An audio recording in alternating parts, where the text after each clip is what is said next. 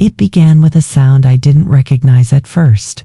A sharp, delicate click, like a memory deciding to wake up. The attic was colder than I remembered. Dust hung in the air, suspended in that pale amber light that appears only before a storm. The window pane rattled faintly. Outside, the sea rolled against the cliffs with a rhythm both ancient and alive. Everything smelled of cedar, linen, and time. My name is Eleanor Gray, and this house has carried my breath for 70 years. After my husband died, I learned that silence has its own appetite. It eats gently, chairs that creak less, doors that forget to close. People think loneliness screams. It doesn't. It hums, low and constant, until you mistake it for the sound of the sea. That afternoon, I climbed the narrow staircase with a box of old curtains under my arm, determined to tidy what had long been ignored. Halfway up, the air changed. A single beam of light fell across the floorboards, catching the corner of a wooden chest I'd almost forgotten existed. Its brass lock glinted weakly, as though remembering the shape of my hands.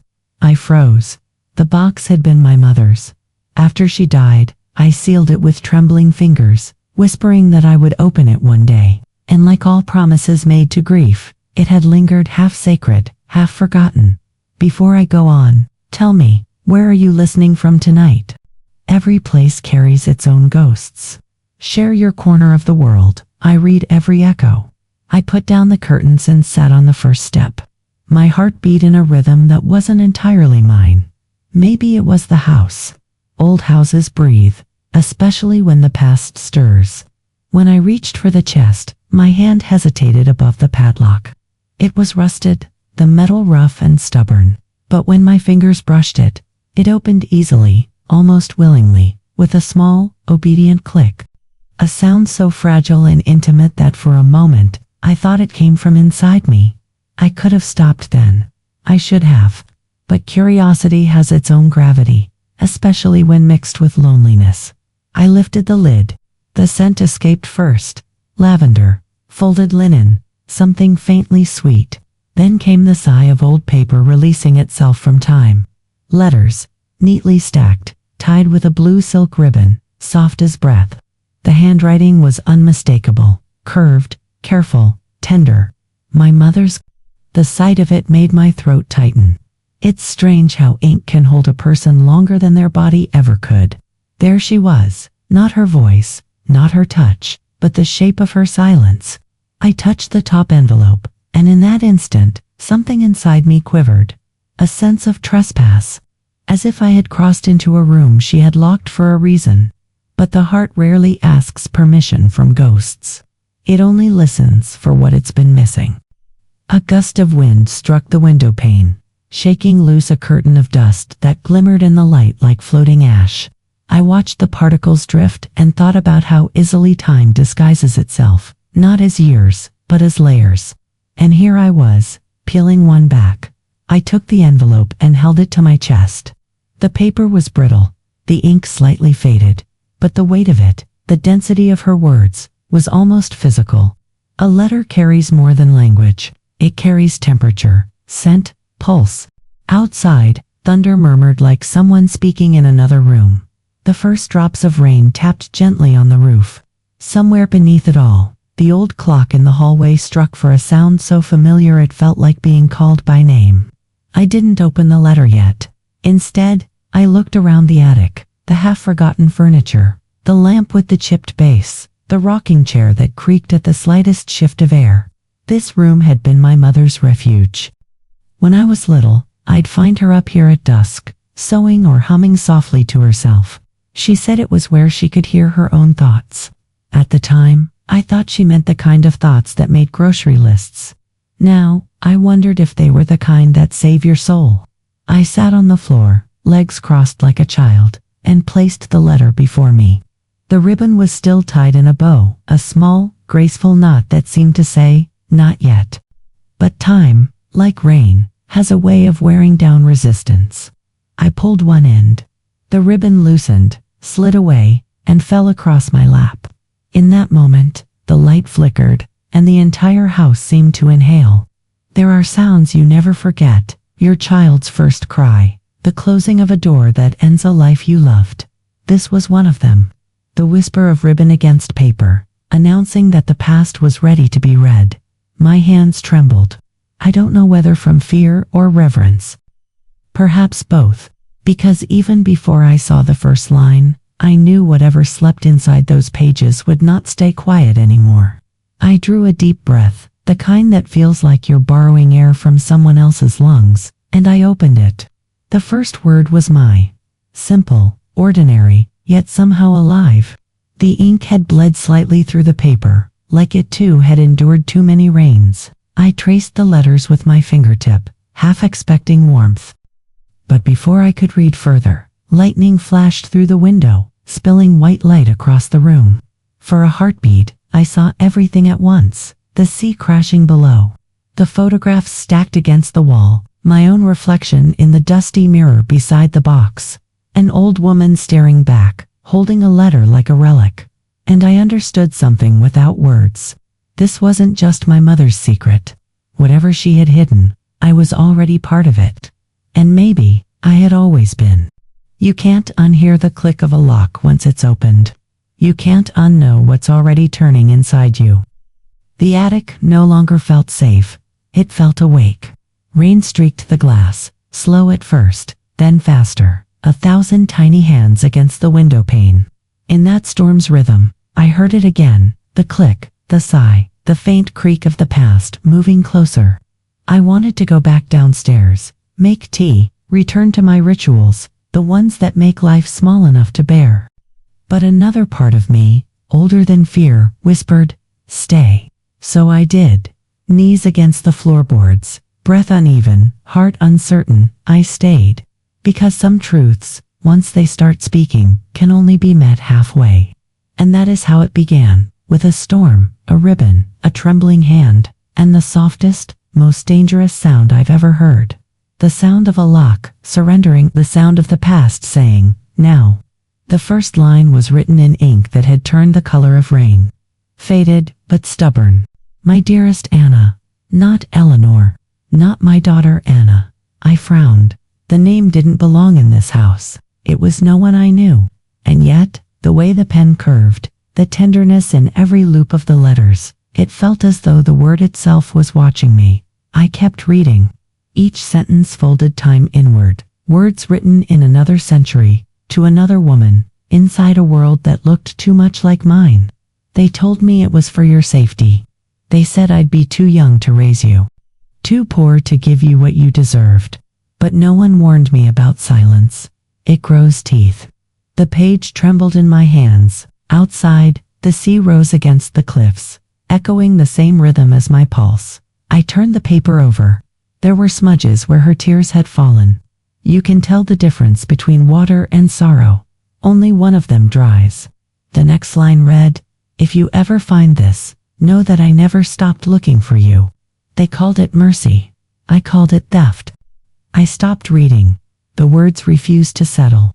The room seemed to shrink, and for a moment, I felt 12 again, standing by the kitchen doorway, listening to my mother hum a song without words. I'd asked once, who taught you that tune? She had smiled, eyes glistening.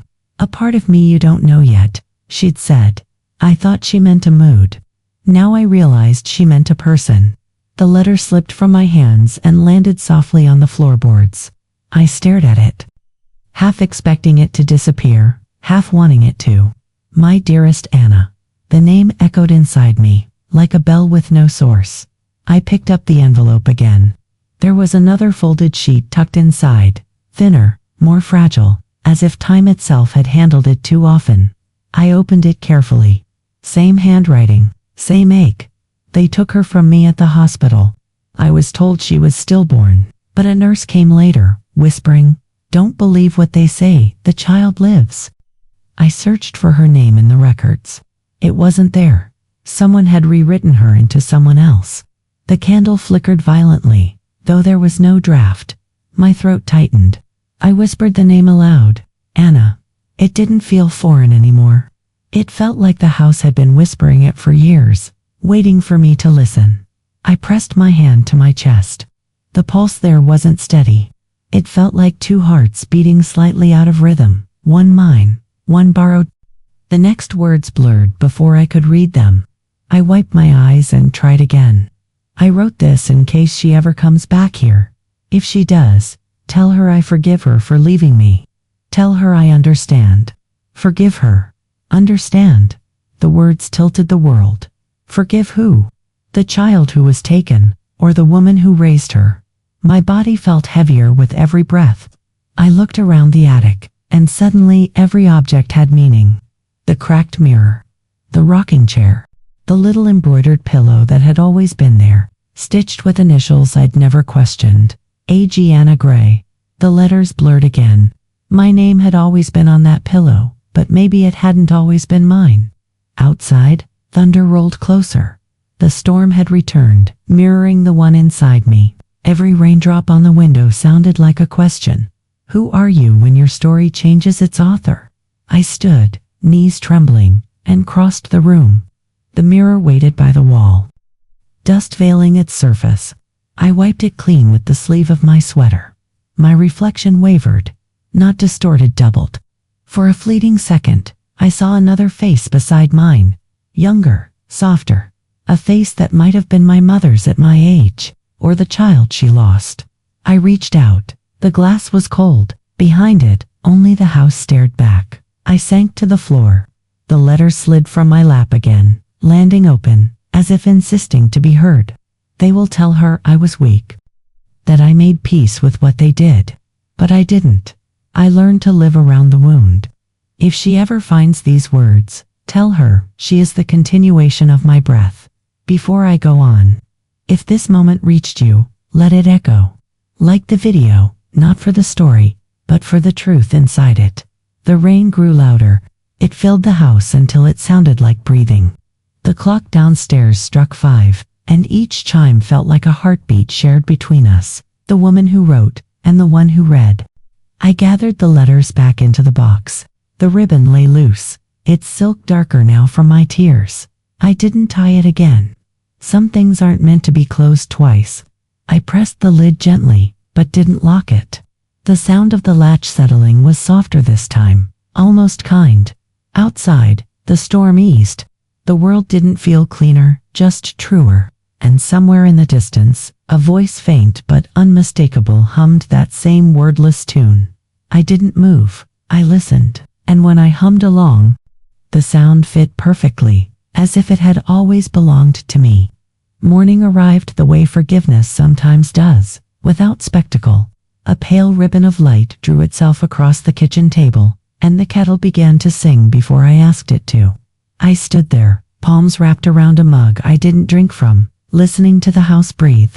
The box waited upstairs. The name waited everywhere. Anna. I said it out loud, the way you test the temperature of a bath with your wrist. It didn't scald. It settled. Outside, the sea wore its weekday face, practical, gray, reliable. Fishing boats nosed into the harbor. Gulls argued about everything, and the wind did what wind does. It went on. If you had passed me on the lane, you would have thought I was just another widow walking to town for milk. But inside me, doors were opening like books whose spines had never been cracked. I locked the house and felt the key stick, a small resistance, the metal's way of asking, "Are you sure?" I turned it anyway, heard the neat little click, and started down the hill. The lane was steep, a stitched line of stones and weeds descending toward the village. On the left, hedges glossy with last night's rain. On the right, a low wall that let the eye fall headfirst into sea. I ran my finger along the wall as I walked, the lichen rough beneath the pads of my fingers, the way old paper can be. Every 20 steps, the world offered me a view, a slice of horizon, a flicker of sail, a glimpse of a garden where someone else's life was already put together. I have been a woman of lists. Groceries, birthdays, the books I meant to read and the ones I pretended to. But the list in my head now had only 3 items. Find the records, find the nurse, find the truth that keeps humming even after you try to turn it off. The village woke in small ways. A bell over a door, a chair dragged across stone, the old man who always watered his roses, as if the sky hadn't been doing it for hours. I passed Mrs. Pembroke, polishing the chalkboard outside the bakery. She waved with the hand that wasn't holding the rag, and called, "Morning, Eleanor," the usual. I opened my mouth, then closed it again. "I'm off to the records office," I said instead. She blinked, the way people do when faced with a sentence they weren't expecting at 9 a.m. "Oh," she said. "History Day." "Yes," I answered. "Sort of." The records office lived in a building that used to be a school, long windows, stern door, the scent of chalk ground into the bones of the place. Inside, the clerk looked barely old enough to have memories. He wore the earnestness of someone who thought paper could be arranged into truth if you tried hard enough. "Can I help you?" "I'm looking for birth records," I said. "June, 1953. Mother's name, Margaret Gray," he typed, and the sound of it was rain on a tin roof. "Do you have a father's name?" "No," I said. "Or rather, not one that belongs to the record." He nodded, the way people nod when they've been trained not to ask questions. The computer did its busy breathing, and then he frowned, which is the computer's way of speaking through a human face. "There's an entry," he said slowly. "Female child. Birth recorded, then amended. Notes refer to a transfer." "Adoption," I said, the word tasting like metal. He glanced up. "Yes, July that year. Receiving family Whitmore." The name snapped into place like a puzzle piece I hadn't realized was missing. "Whitmore," I repeated. He clicked again. "There's a nurse listed on the birth record. A notation, unusual for the time. Attending nurse E-bar-E, I said. He squinted at the screen. Evelyn. Evelyn Barr. The room seemed to tilt.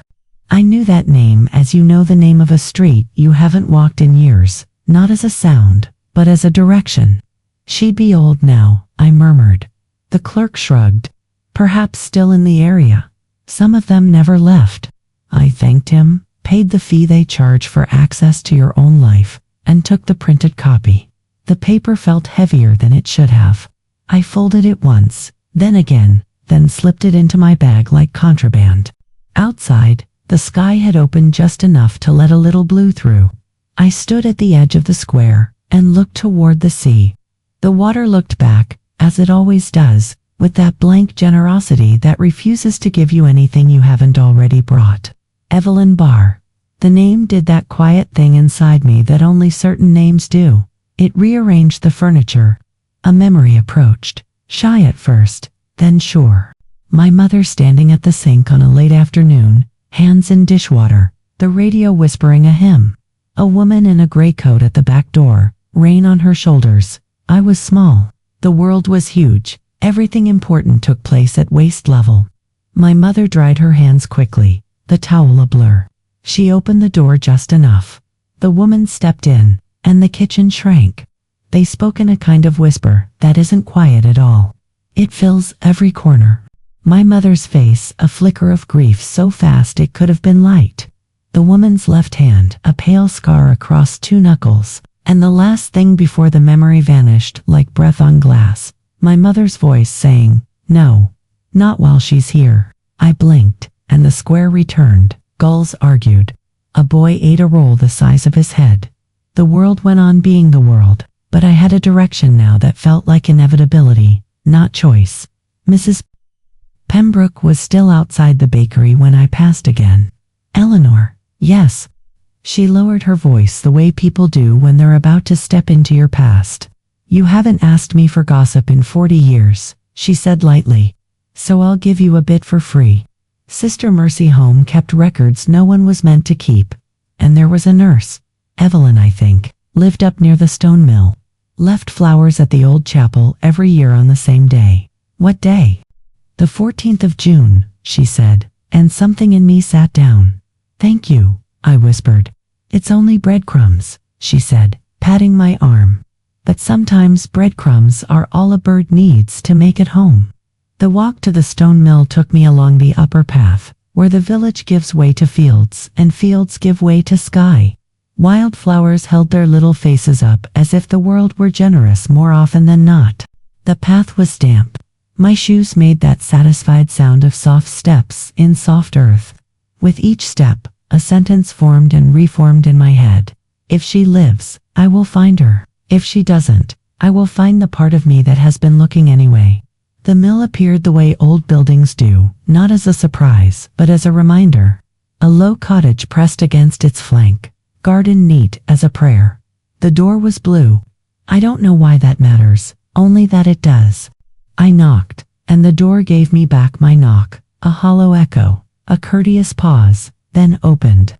She was smaller than the memory had made her, as if time had been carefully folding her into itself like a letter. White hair in a coil, hands like maps, eyes the exact color of a storm, preparing to decide. Evelyn Barr, I asked. She studied me, and in that study I felt the weight of her years in rooms where people enter and leave as different versions of themselves. Yes, she said. And you are Margaret's daughter. I stood very still. There are questions you bring and questions that are brought to you. I am, I said. Eleanor, I know, she said softly, which is a sentence and an absolution. We sat at a small kitchen table that had once been someone's wedding gift. She poured tea with the practiced economy of someone who has poured more comfort than anyone will ever measure. I thought you might come, she said. Why? Because there is a moment, she said, when silence decides to change owners. She placed the cup in front of me and added, I kept one thing I wasn't supposed to. For her, for you, for both of you. She rose and crossed to a narrow cupboard. From the top shelf, she brought down a tin. Inside the tin, a small envelope, the paper gone nearly translucent with years. On the front, a single word, for the day after. Her hands trembled, but her voice did not. Your mother wrote it the night they took the child, she said. She wasn't allowed to send letters then, but I promised. If the wind ever turned in your favor, I would put this back where it belonged. I didn't reach for it right away. People think they want truth. What they mean is they want the feeling truth gives, when it's the kind that looks like rescue. This truth had shape and temperature. It had weight. It could bruise. Is she alive? I asked. I don't know, she said.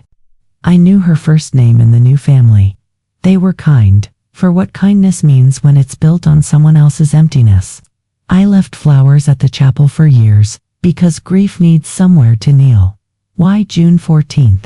The day your sister was born, she said, and the day I watched the light go out of your mother's face and then, slowly, very slowly, return to a dimmer, humbler room.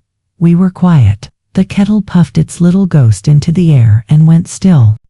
Evelyn placed the envelope on the table and turned it so the word faced me. For the day after, I read again. What does that mean? Your mother always believed in two kinds of time, Evelyn said. The time we live and the time that lives us. The day after is when those two finally agree. I opened the envelope. The paper inside had the texture of something that has waited a long time to be touched. The handwriting was familiar as my own hand curved, careful, tender. To my daughter, it began, not the one who was taken, the one who stayed. I had to set the letter down for a moment. The body has a way of keeping you from drowning in sentences. If you are reading this, the day has turned. I have asked the sea to carry my confession to the shore where you stand now. I could not keep both of you. That is the kindest way I can say what has no kindness in it. I was taught that love is a room with one chair. I have learned too late that love is the whole house. I looked up. Evelyn's eyes had softened into something that wasn't quite pity, wasn't quite relief. Go on, she said, not as an instruction, but as a blessing. I named you both in my heart. The letter continued, so that no one could take the names from me. One I called Anna, the other I called Eleanor, because in you I saw a light that did not ask for permission to exist. If you ever find each other, forgive me only after you have forgiven yourselves. My breath snagged on the last line, the way fabric catches on a nail you didn't see. I pressed my fingers to the page. They came away clean, as if the ink had been waiting for skin to confirm it still mattered. There was a postscript, a single line. I left a small thing in the house that belongs to both of you. It will find you when you stop looking. I folded the letter very carefully and slid it back into its envelope. Thank you, I said, and the words felt not nearly enough. Evelyn reached across the table, and for a second her hand hovered over mine. Old habit not to touch what hurts. Then she did. The touch was light, like the last line of a hymn that knows it has done all it can. People think I kept secrets, she said finally. But a nurse only keeps breaths. We hold them until their owners can take them back. She smiled, a small, tired smile that had outlived entire weather systems. Take yours, Eleanor. I did. A slow inhale, the kind that clears the room inside you, that you forgot had windows. When I stepped back into afternoon, the sky had chosen blue after all. The sea flashed its coins of light, and then hid them again, as if money ever mattered here. I walked home the upper way, where the path wove between fields, and the bees read the world the way they always have, by scent and certainty. Halfway down the hill, I stopped. The chapel stood off to the right, stone-warmed by a sun that hadn't promised anything to anyone. I turned toward it, pushed the iron gate. It answered with a small, faithful click, and crossed the grass. The steps were worn in the middle, the way we all are, by the passage of what we didn't know was wearing us down. I placed my hand on the door and didn't open it. Instead, I sat on the top step and listened. There is a silence in certain places that is not empty but full. This was that kind. I imagined Evelyn here on the 14th of June, year after year, leaving flowers for a story she couldn't finish. I imagined my mother pressed against a window, watching a future pass by that didn't wave back. Mother, I said, surprising myself by saying it aloud, you were wrong about love being a room with one chair. I looked at my hands. Look, too. I opened them, palms up, as if someone might take them. The wind passed over and under and through, and it felt like a hand without weight. The walk from the chapel to the house took less time than the walk from the house to the chapel, which is how grief measures distance. At my door, the key refused to be polite. It stuck, insisted, then gave in with a small click. Inside, the house felt like the inside of a bell after the ringing stops. You know the sound has ended, but your bones keep hearing it. I went straight to the attic. The box waited, patient as furniture, brave as a witness. I set the envelope marked for the day after beside it, and sat on the floor, breathing the dust that had my entire life in it. The light was different now, not brighter, not softer, simply more honest. I don't know how else to say it. Something in the far corner shifted. A drawer I had never noticed before settled open the smallest degree. It could have been the house adjusting to the afternoon.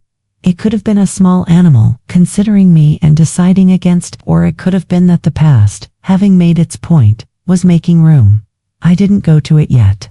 Instead, I placed my palm flat on the floorboards, and felt the faintest thrum. Not the sea this time, not the wind, my own pulse returning from a distance. I hadn't known I'd sent it. I have you, I whispered. To no one and to everything. Come home. The house answered the way houses do when they have been kept, and broken, and kept again. A soft breath through unseen seams, a settling that sounded like agreement. I closed the box without the ribbon. I left the envelope where the light could find it, and I went downstairs to make tea. I would actually drink. On the way, I passed the mirror on the landing. Out of habit, I looked away. Then, because the day had turned, I looked back. For a moment, only a moment, I saw two women, instead of one, the one who had stayed, and the one who had been taken. They did not speak, they did not reach, they simply recognized each other the way the sea recognizes the shore every time it returns. Then the light shifted, and there was only me, which is not a small thing. The kettle sang, and I let it. Steam rose, and I watched it as if it might spell words on the air. It didn't.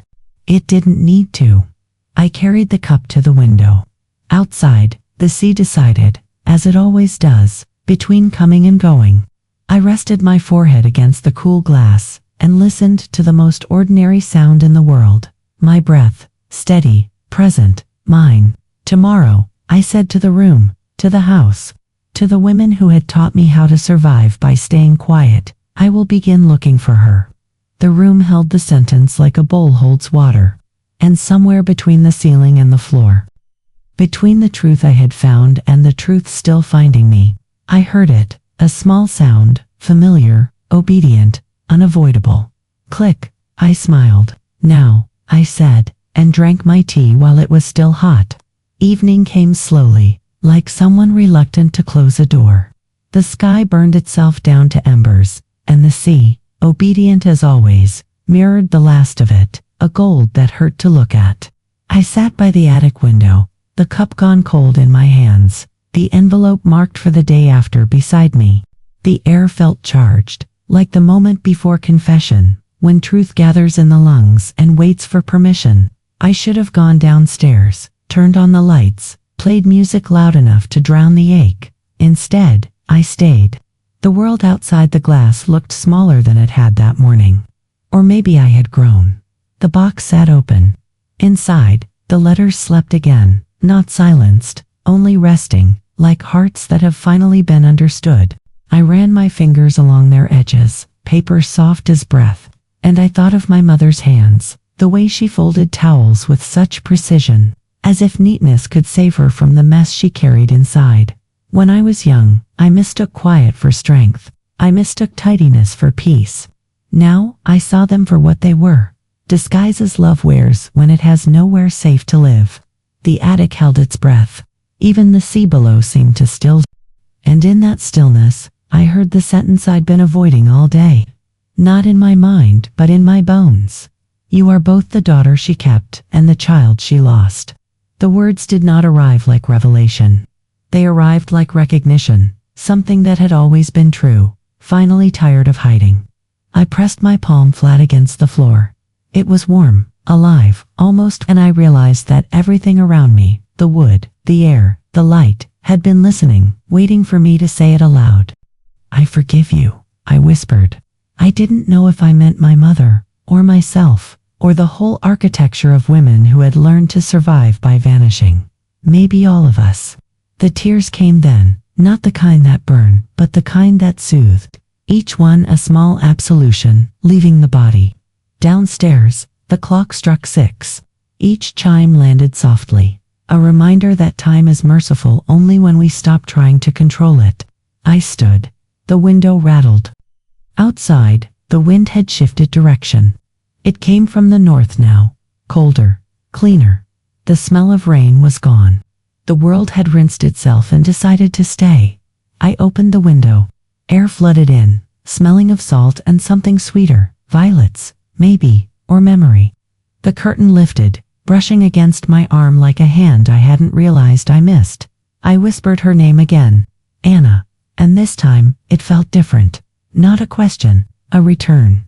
It left my mouth and seemed to ripple outward, as if the air itself knew where to carry it. Maybe across the sea, maybe just across the years.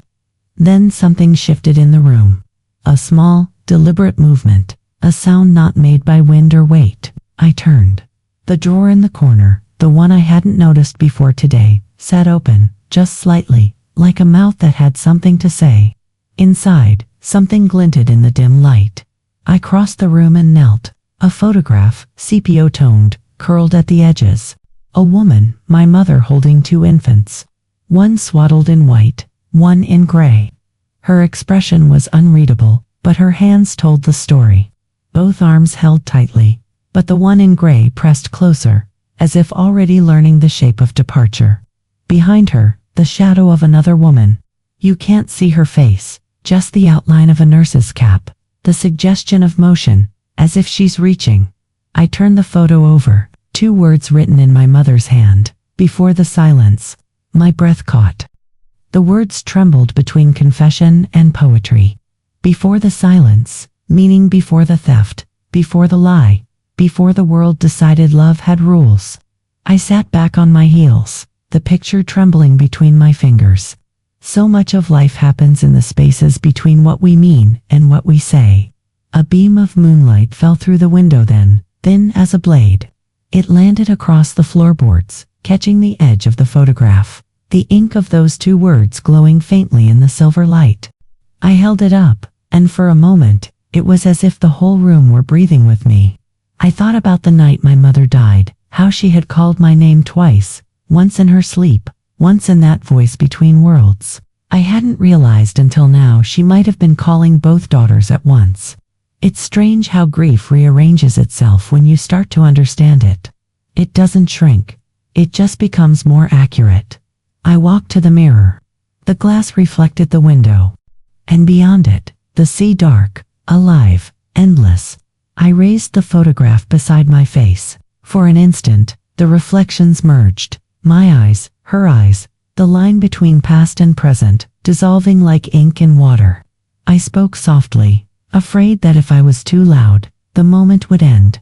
Before the silence, I said, and the house seemed to sigh in agreement. Before the silence, there was love. After it, there was survival. And now there was recognition. That's when I understood what she meant by the day after. It wasn't a date, it was a frequency, a point where memory and forgiveness meet and decide they no longer need to be separate. I felt it then, not as thought, but as presence, the house warming from within, the walls loosening, the faint scent of lavender rising like an answer to a question I hadn't dared to ask. Somewhere deep in the floorboards, something gave a small, almost tender click. Not the sound of locking, the sound of release. If this story has found you, let it settle.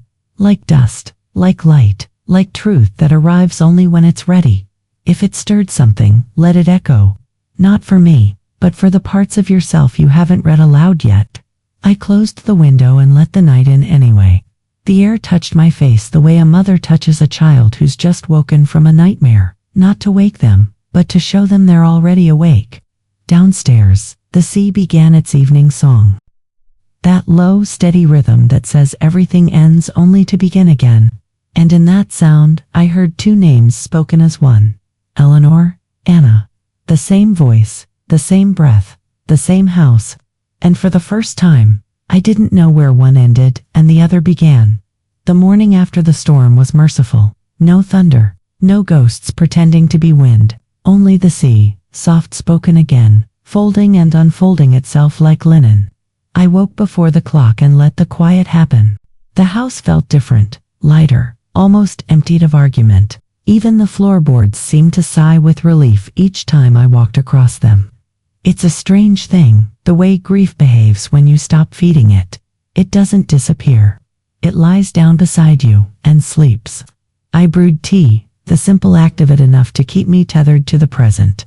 The kettle hissed, the spoon chimed against the porcelain, and I thought of my mother doing the same, decades ago. Performing a ritual of ordinary forgiveness, long before I learned its name. The letters waited upstairs, but I didn't rush to meet them. Some truths don't need witnesses every day, they need rest. I sat by the window, watching gulls draw invisible circles over the water. The tide had left its offerings, smooth stones, tangled ribbon, a small piece of blue glass worn down by time. It caught the light, glimmering like a memory that no longer hurt.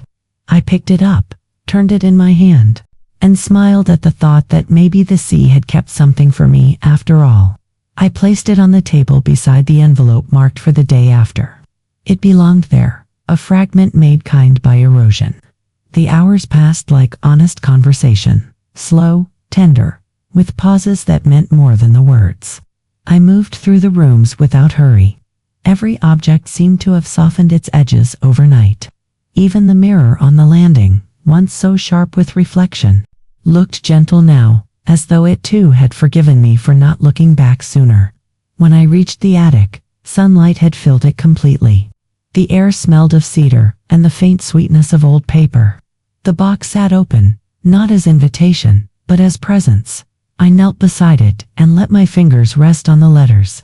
I didn't read them, I only felt the texture of their patience. "Mother," I whispered, "I understand now." The words left my mouth without effort, as if they'd been rehearsing for years in the quiet parts of my lungs. And with them came something unexpected: warmth. Not the heat of grief, but the warmth of space finally reclaimed. Outside, the clock in the square struck noon. Each bell seemed to land not on the hour, but on the parts of me that had been waiting to be counted. For every sound, an answer. For every loss, a witness.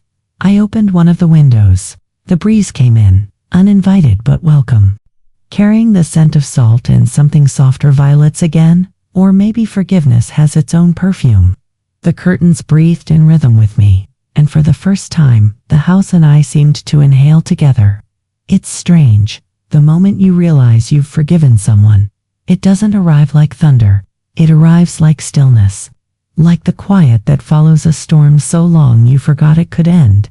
I walked to the small writing desk under the eaves. The surface was clean except for a single sheet of paper, blank, waiting. I sat down, took the pen from its holder, and wrote one sentence. There are things I no longer need to understand to keep loving. The ink dried quickly. I folded the paper once and placed it inside the box with the letters. Not to return it, to join it. I closed the lid. No lock this time, only the gentle settling of wood against wood. The sound was soft, final, true. I stayed there until the light changed, until the shadows stretched like contented cats across the floor. And when I finally rose, my body felt lighter, as if every breath now had somewhere kind to go. Downstairs, the kettle sang again. I poured another cup of tea, sat at the same window, and watched the world refuse to be complicated. A man walking his dog, a child throwing pebbles into the shallows, the sea doing what it always does, returning what it can, keeping what it must.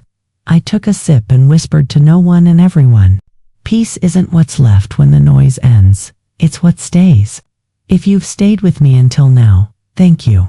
You're part of a circle of souls who still believe love outlives time. Subscribe and carry this light into your own story. Outside, the first evening star appeared, small but certain.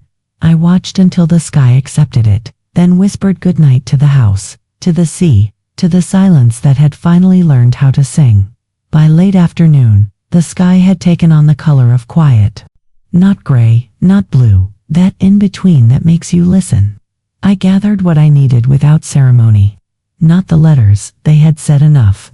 Only a small bowl, a pinch of sea salt, a single candle, the blue ribbon now pale with years, and the photograph I'd found in the drawer, my mother with 2 infants, time holding its breath behind her. I slid the ribbon into my pocket, the photograph I carried in my hand. The lane to the shore felt shorter than it had in the morning, as if the land itself approved of where I was going.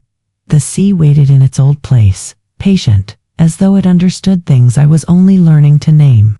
Where the sand curved toward the rocks, I found the flat stone I loved, the one shaped like a small altar. I brushed it with my sleeve. Salt dust clung to the fabric. The air tasted clean. I set the bowl upon the stone, poured water from my bottle until the surface mirrored the sky. I added 3 grains of salt and watched them vanish, the way names do when people decide they know better than love. I lit the candle. The flame rose honey-hued, small and steady, then taller, as if remembering what light can do. Its warmth touched my wrist. Not heat, a hum. I placed the photograph beside the flame. In the shallow flicker, her face seemed to move, not to change expression, only to breathe. I could see the nurse's shadow more clearly now, Evelyn, before I knew her name, reaching toward a life already splitting into 2. Mother, I said softly. Then, because silence had earned its rest, I said it again, Margaret. The name felt right-sized now, not larger than me, not smaller, just a key fitting its lock. I dipped 2 fingers into the bowl, cold first, then gentle. The water made the same small sound it always makes when it meets skin, a beginning. Water for memory, I whispered, for what the sea kept safe when we could not. I let drops fall upon the photograph, one on my mother's hand, one upon the swaddled gray, one upon the swaddled white. The paper drank each drop as if thirsty for it. Then I turned to the flame. Fire for release, I said, for what love cannot carry alone. I held the ribbon above the candle, not to burn it, but to warm it, to loosen the stubbornness in its weave. The silk softened between my fingers. I tied a small, open knot, the kind that isn't a closure, but a marker. Here, the tide crept closer, curious but polite. Goals circled and decided against conversation. Somewhere behind me a child laughed. The sound skittered across the water and broke into something that didn't ask to be understood. I turned the photograph over. Before the silence, the ink said, certain of itself. I thought of all the rituals I had witnessed that called themselves holy, the polished ones, the ones with rules. This felt holier for having none. Only breath, and light, and water that knew every story we had refused to speak. I lowered the ribbon into the bowl. It floated, the knot like a little island. Then, slowly, it began to sink, not from weight, but from willingness. The water closed over it without argument. A thin ring of light wavered on the surface from the candle's reflection, and stilled. My hands were steadier than I expected. I lifted the photograph again and held it at the edge of the flame, near enough to feel warmth, far enough that fire stayed a language, not a verdict. The picture glowed without burning. "Thank you," I said. "To both of you." The wind carried the words outward and back again. I felt them return along my arms like recognition. A breaker rolled in, broke clean, and ran itself thin across the sand. Where it passed, the shore gleamed a brief skin of mirror, then turned matte again, ready for whatever would come next. There are acts you do for witnesses, and acts you do for time. This was for time. I cupped the candle with my palm and breathed toward it, not to snuff it, not to feed it, just to let it know I was here. The flame leaned, listened, steadied. I lifted the bowl with the ribbon inside. The water caught the evening, holding a trembling map of sky. I carried it to the tide line. "Return," I said, not as command, as permission. The first small wave climbed my ankles, cool as truth. I lowered the bowl and tipped it. Water met water. The ribbon slid out and rode the retreating curl, a scrap of pale against gray. It didn't sink this time. It drifted sideways, then forward, then was simply part of the world again. I waited for sorrow to demand a cost. It didn't. The absence felt clean. When I turned back to the stone, the candle waited exactly as I'd left it, which is another way of saying the present had not punished me for visiting the past. I set the empty bowl beside the flame and reached into my pocket. My fingers closed around something I hadn't meant to bring, the small piece of sea glass from the morning blue worn to almost milk. I placed it in the bowl, and the bowl became a soft well of light. "Keep this," I told the sea, and then laughed at myself. The sea has never needed permission to keep what it keeps. I don't know when I began to pray. Perhaps when I said her name. Perhaps years ago when I began the long work of staying. It didn't sound like prayer. It sounded like breathing you can hear. "Let what's heavy be held," I said. "Let what's finished find its finish. Let what remains become simple." The air answered with that particular hush that only arrives when the world agrees. A thought came then, not as idea, as instruction. "Listen." I closed my eyes. Beyond the rush and pull of water, there it was, the other old sound that has been following me since the attic, a small, exact click, not near, not far, as if the horizon had decided to speak in the house's language. I opened my eyes and did not try to understand it. Understanding is a kind of gate. Sometimes it keeps the right things out. The light fell lower. My shadow shortened, then lengthened in the other direction, a gentle trick the earth plays to remind us we are traveling. I warmed my hands above the flame, and then, with 2 fingers, pinched it closed. Smoke rose in a thin line, twisting like handwriting that had changed moods. It smelled of beeswax and something floral the wind had decided to carry at the last minute. I did not leave the stone right away. Rituals end faster than the heart can. I sat, letting the world reorganize around the space the ribbon had filled. The space the picture had opened. The space my mother's name had finally chosen to live in. When I stood, I tucked the photograph into my sweater, close to the place the body keeps its louder truths. Not to keep it, to learn how to let it go without pretending I hadn't loved it. On the way home, the lane felt less like a descent and more like a return. Windows along the row offered up their little rectangles of evening, tiny altars of ordinary life. Someone stirring a pot, someone setting a table, someone laughing alone at something on the radio. Familiar mercy. At the gate, the iron latch gave its tidy click. I had always thought of that sound as closure. Tonight it was a greeting. The house met me with the smell that has always told me I belong. A braid of cedar, dust, and lavender remembering. I left my shoes by the door. as if the threshold deserved respect, and climbed the stairs without turning on lights. The landing held the day the way a bowl holds water. Not a drop spilled. In the attic, the window admitted the last of the evening. I set the empty bowl on the writing desk and laid the candle beside it. The photograph I placed under the open lid of the box, halfway in, halfway out, like a foot in a doorway. You're not leaving yet. I sat on the floor and let the boards speak their small language beneath me.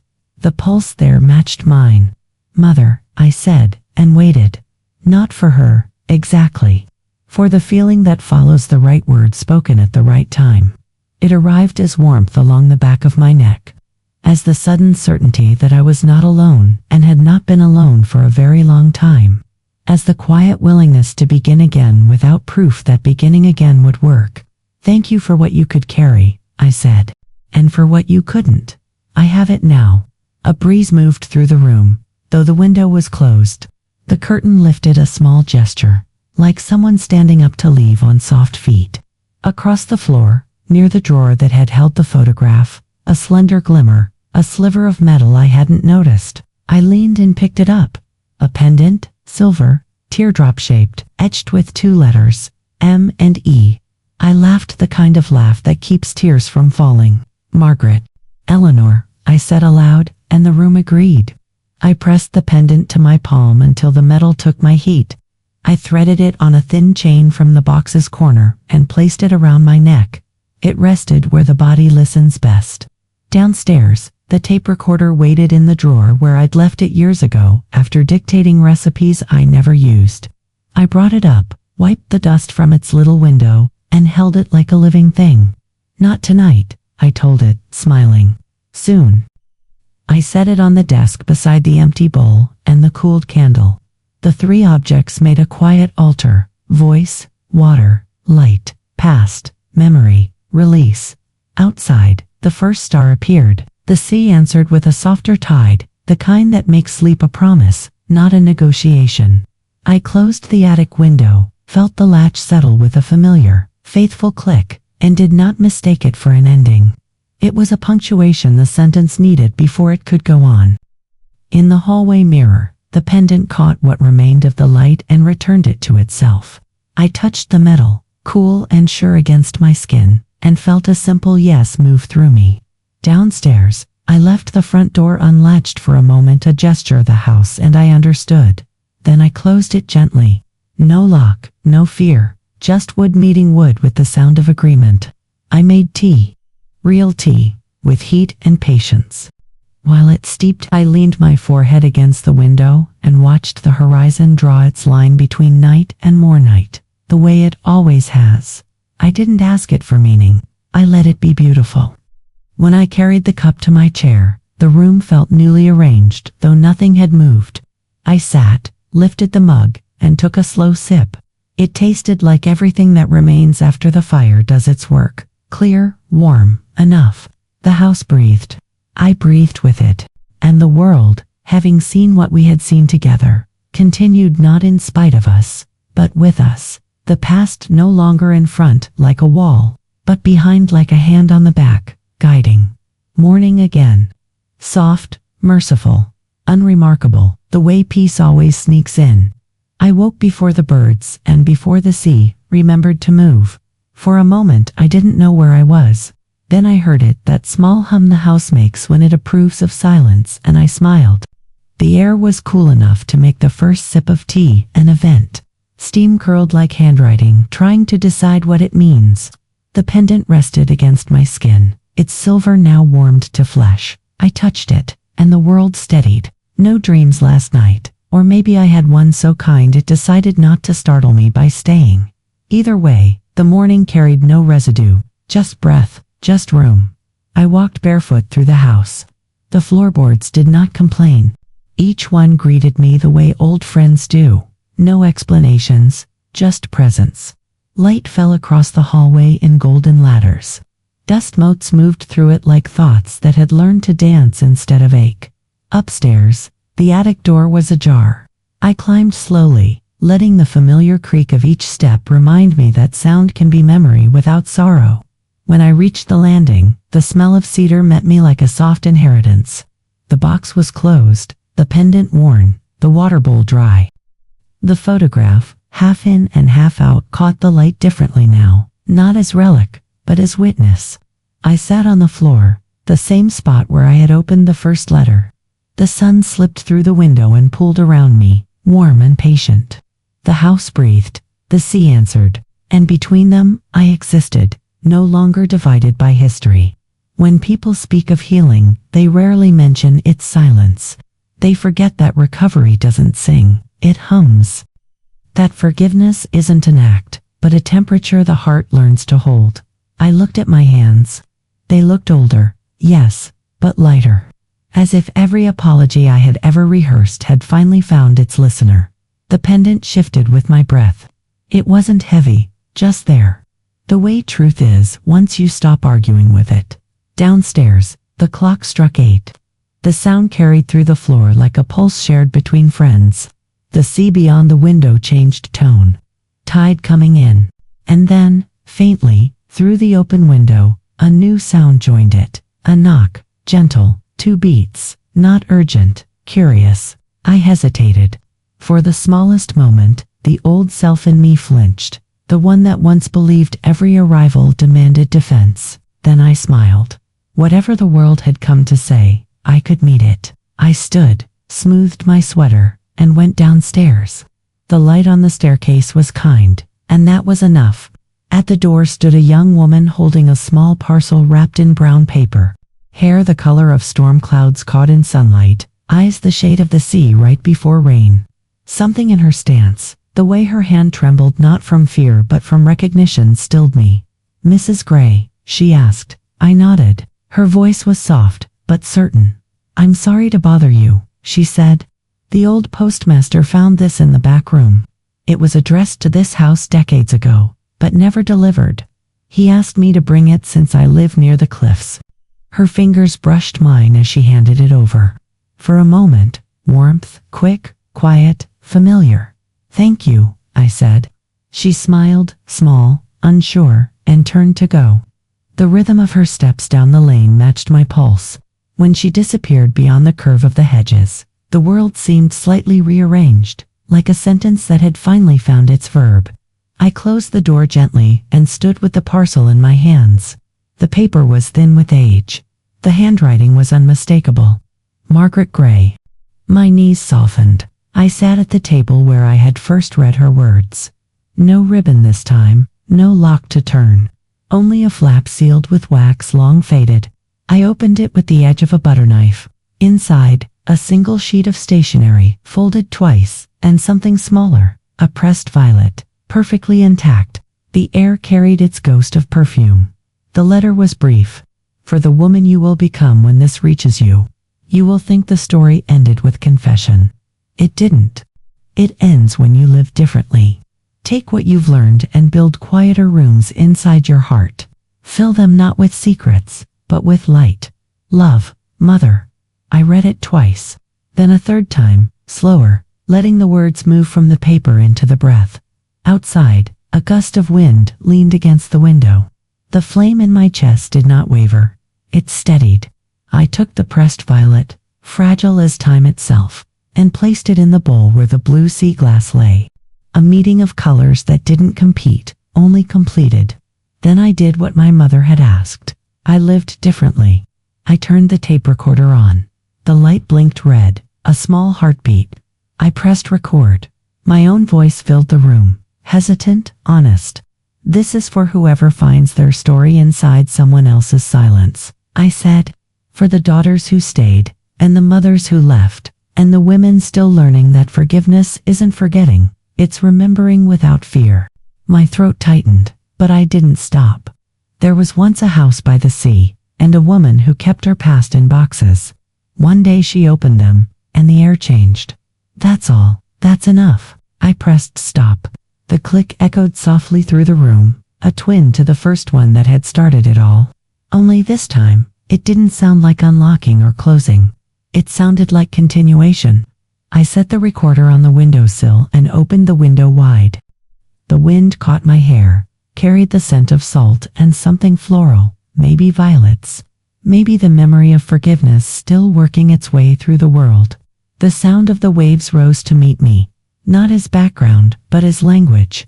For a long while I listened, and then I whispered, "Now I understand why she called it the day after." The words didn't echo. They settled into air, into light, into me. The sea answered in rhythm, each wave a pulse of agreement. The horizon glowed gold before folding itself into dusk. I watched until it all became one color. Then I closed the window, left the latch open, just enough for wind to visit, and turned toward the stairs. The house exhaled once, grateful, and from somewhere deep in its heart, that small, faithful sound again, click, not ending, just the sound of everything finally fitting where it belongs.